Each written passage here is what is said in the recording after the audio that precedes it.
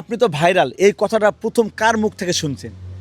আমি এই যে নামাবাজারে যখন চানাচুর বিক্রি করতে আসছি, হঠাৎ একদিন আমার এক পরিচিত ভাই বেড়াদার আমার বলতেছে কিরে ভাই, তোর তো ভিডিও দেখলাম ফেসবুকে, অনেক ভিউ, অনেক লাইক কমেন্ট। তখন আমি বললাম দের বেড়া, মজা করো স্কেলিকে। তখন আবার রিপ্লাই করে দ্বিতীয়বার এই কথাটাই বলতেছে। তখন বললাম যে যেহেতু আমি ভাইরাল, আমার দেখা। পরে দেখাইলো, আইডি দেখাইলো গোল্ডেন ভিলেজ। ভিডিও দেখে আমার মানে অন্যরকম একটা অনুভূতি, কী বোঝাবো, যে আমার ভিডিও এতটা ভিউ আসছে, ভাইরাল হয়েছে, মানে খুশিটা অন্যরকম। মানে আপনি কোনোদিনও ভাবেন না যে এত মানুষ আপনাকে দেখবে?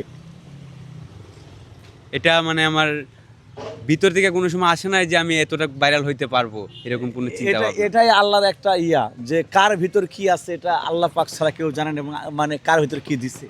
তো এই যে এখন আপনি যে ভাইরাল হয়ে গেছেন, আপনার চানাচুর বিক্রি কি আগের থেকে কমে গেছে না বেড়ে গেছে? চানাচুর বিক্রি আল্লাহর রহমতে আমার 12 মাসে একরকম। যখন প্রথম শুরু করছিলাম তখন একটু কম ছিল। যখন আমি একটু ভালোভাবে সবার কাছে পরিচিত হয়ে গেছি, তারপর তো সবসময় একরকমই চলতেছে। এখন বর্তমান কেমন চলতেছে? এখন বর্তমান আগের থেকে একটু ভালো চলতেছে আর কি। চানাচুর নেই আর কি বলে? চানাচুর নেয়ার বলে মামা আপনার ভিডিও দেখছি, আপনার ভিডিও একটার পর একটা আসতেছে, অনেক ভালো লাগে। আপনার ভিডিওগুলা সাংবাদিকরা করতেছে, আপনার ইন্টারভিউ নিতেছে, মানে নানান ধরনের কৌতূহল মানুষের কথা। আপনি এই ঢাকায় কার সঙ্গে থাকেন? ঢাকায় আমার আম্মু আছে। আপনার আম্মু কি ভিডিও দেখছে?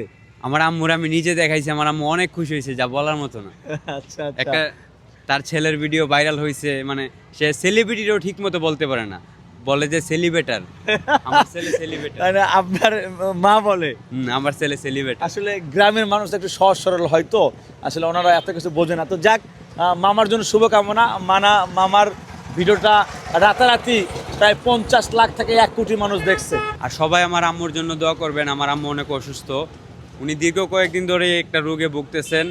তো অনেক ডাক্তারের দেখানো হয়েছে, তাও তো আমার এতটা সামর্থ্য নাই যে বড় কোনো ডাক্তার দেখাবো। এই অনুযায়ী আপনারা সবাই আমার দোয়া করবেন যেন আমি আমার মারে নিয়ে সুস্থভাবে রাখতে পারি, ওনার দেখভাল করতে পারি। সবাই আমার জন্য এই দোয়াটা রাখবেন। তো গাইস, অসাধারণ ভালোবাসা মায়ের প্রতি, শুভকামনা আপনার মায়ের জন্য।